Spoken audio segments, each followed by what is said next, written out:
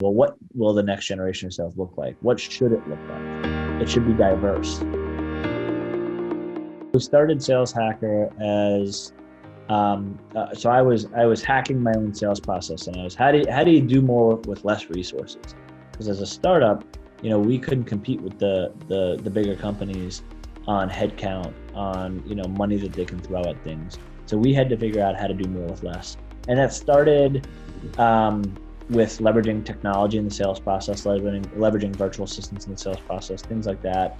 And it eventually morphed to, if we were to teach or train or consult or whatever the next generation of sales, what would that look like? And it encompasses technology and outsourcing and all those types of things, but it also is focused on, well, what will the next generation of sales look like? What should it look like? It should be diverse, both from a race standpoint, both from a gender standpoint, from a sexual orientation standpoint, you name it. It should be a place where anybody can be involved and should be involved. And that's one of the beautiful things about sales, is that you're the CEO of your own territory. You can make as much money, and it's directly correlated to how hard you work, and anybody can get into it. You don't need an Ivy League degree or to be born with a silver spoon or to have family connections or any of that kind of stuff.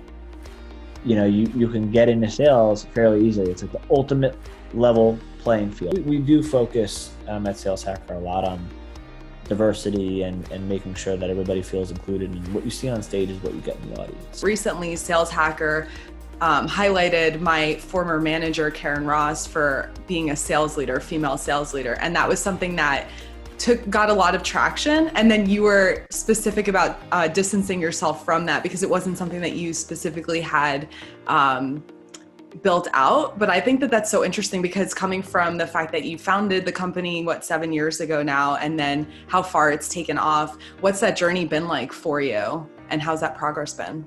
Yeah, it's been amazing. And I think in the distancing piece, I hope it was clear, but I don't want it to be about me. I don't want it to be like Max Altschuler created this list of amazing women speakers. I wanted it to be about the industry. I wanted it to be about our team. And everything we do now at Sales Hacker, it started as just me, but we've got an incredible team, and it's more than just our team. We've got 500 contributors. A lot of people help us put those types of things together. So, my distancing, it isn't, a distancing because I don't want to be associated with it. It's because I want a lot of other people to be able to get the credit for something like that. And for us, it's not about building exclusive lists of, the top 10 female speakers. It's about surfacing women who want to speak at conferences so that future event organizers have no excuses when their lineups are, 80-20 male, female, right?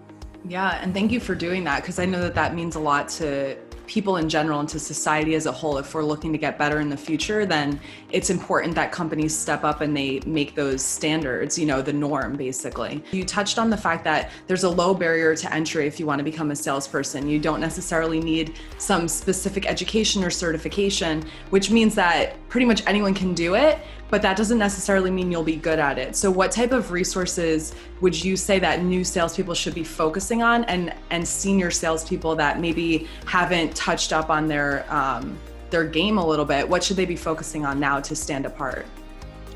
Yeah, definitely. You always want to be building a personal brand. Even if you're in the beginning of your career, everybody has something to share. I remember getting started with Sales Hacker, and I wrote a lot of the first blog posts, and I was always worried, like, will people think this is stupid? Like, am I just like super junior and like I'm sharing things that are groundbreaking to me, but other people are gonna be like, duh. And I remember a buddy telling me, if one person gets value out of it, then it was worth it, right? And I was like, yeah, okay, that makes sense. And then it turns out that it helped a lot of people, and even people a lot more senior to me that were like, oh, I hadn't thought about it that way. Oh, this is like, I knew this, but it's really good to hear again, especially in your use case. So I think no matter how early you are in your career, you have something to share. It's a great way to build a brand. And if you really think you don't, then just go interact with other people in your space that you want to get to know.